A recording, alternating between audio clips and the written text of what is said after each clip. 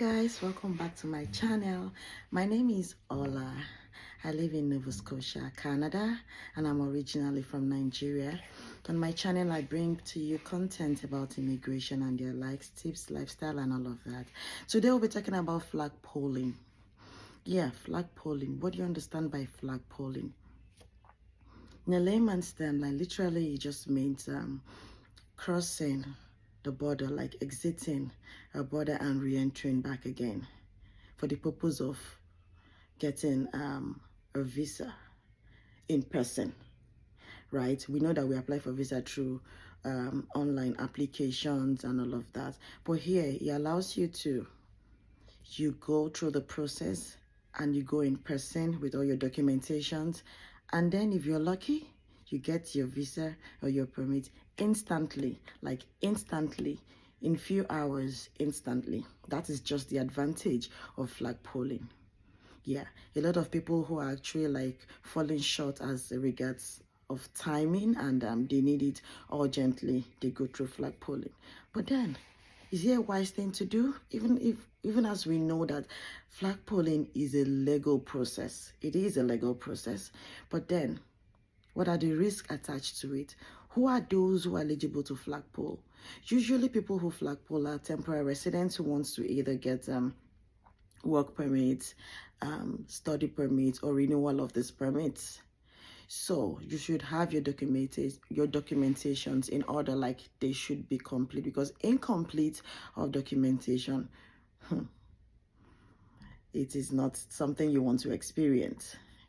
You could be asked to leave, because this is how it works. The process is that you go in, you cross the border, you leave Canada, you enter into the US, and then you're refused, you're denied entrance into US, and then you make a turn back into Canada.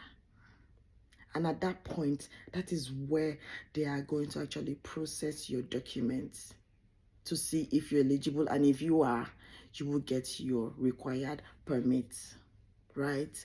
So at that point where you move out of Canada and you've been denied from the US, guy, you are floating. Oh. Just know that you are floating. So a lot of people are very skeptical about flag polling, but then if you get your documents right, I don't think it's anything to be worried about. Just get everything right. Ensure that you're doing the right thing. You have all the right documents and all of that. And when I say right documents, what do I mean? You have your, if you're at work, you have your job offer, maybe with LMIA or LMIA exempt. LMIA, that's the labor impact assessment. Labor, what is that again? Whatever. So you have all those things in place. You have, if you're studying a student, you have your admission letter, you have your identifications. Usually I think 2 identifications should do. You have all those things in place, and you are ready. And also your medicals.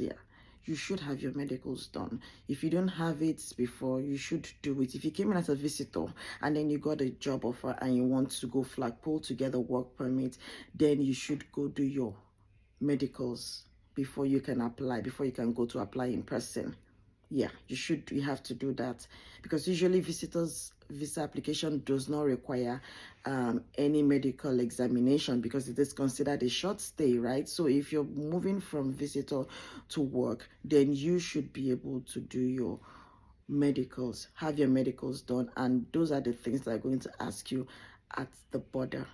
Yes, those are the things that have to ask the border. And if you had any kind of violation before, let's say you're going there, because you can, like I said, for work permit, for study permit, even for postgraduate work permit, for people who during their study days they overwork, because you have a limit as a student when you should work. If they check all those things and they find that you have in one way or the other not kept to the terms, you may become ineligible. And what happens? You may be asked to go back. Go back where? Go back to your home country. That is why people just want to be sure before they embark on that flag polling. But I know a lot of people who have flag polled. I know someone who flag polled just to be able to get postgraduate work permit. Why? Because She is somebody I really know who's close to me. Her family she was about to apply for her family to come to Canada, and then her study permit was about to expire, right? And so if you have less than, like they say, if you have a very short validity on your visa, you can't, it's difficult for you to get approved. Like if you want to apply for your family, it's difficult for them to get approved because they look at the limited time you have, and then you said they are coming to you and you have like only 2 months left on your permit. They may deny your application. So she had to go, and if you put in your postgraduate work permit, you don't know how long that was going to take. Like before now, it used to take up to like 5 months. So you don't want to wait all, if you're in a hurry, you don't want to wait all that long, right? So she had to go Flagpole, and she got a postgraduate work permit instantly, and then she was able to apply for her family to come to Canada. Or like I mentioned, people who came in as a visitor and got a job offer and want to apply for work permit. Usually it takes about 4 or 5 months. It takes a couple of months, right? And probably you don't want to wait. You just want to get it instantly. You go to the border. There's one in New Brunswick. There are about 3 in Ontario. So there's one in British Columbia, I guess. Yes. And a couple of other places, but I am very sure about this one. You go, you apply for, you Flagpole, and then you're able to get your work permit immediately, and you can start your work the next day. Because some employers, they are not ready. That wait time, sometimes some of them are skeptical about giving you those job offers because they feel, okay, if I give you the job offer now, then you apply for work permits, like you apply online, it's going to take about 4 or 5 months, and they need you to fill up that space, that job position immediately. What do? They can't be waiting for 4 or 5 months for you to get back to them, right? So if you're able to Flagpole and you get your permit immediately, you can start work just the next day. So those are the benefits attached to it. So that's why you see a lot of people who say, oh, okay, I can Flagpole, but be sure you have everything right to Flagpole. Be sure that job, not one agent getting you a job offer and it is fake. If you carry a fake job offer and go there, my dear, that's a problem. So be wary of these agents, people who collect all your money and give you jobs that are not existing.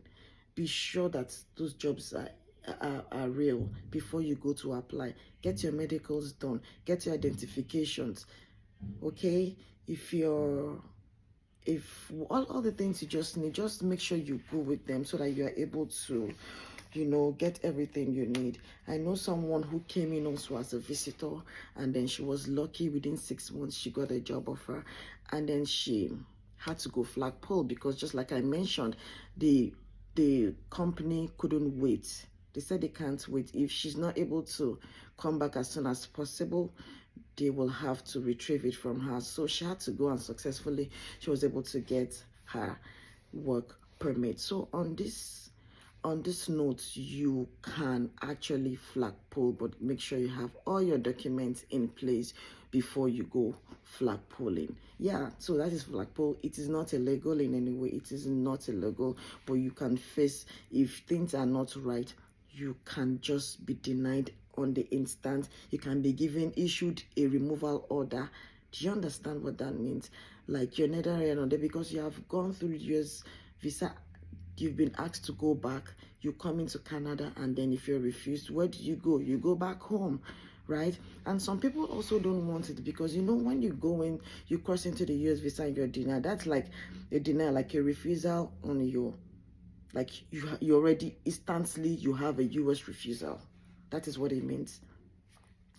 But some people feel, well, I don't need it. It's not like I want to go to US right now, right? I'm not applying to US. I just need to get this. I really don't care if that gives me a refusal.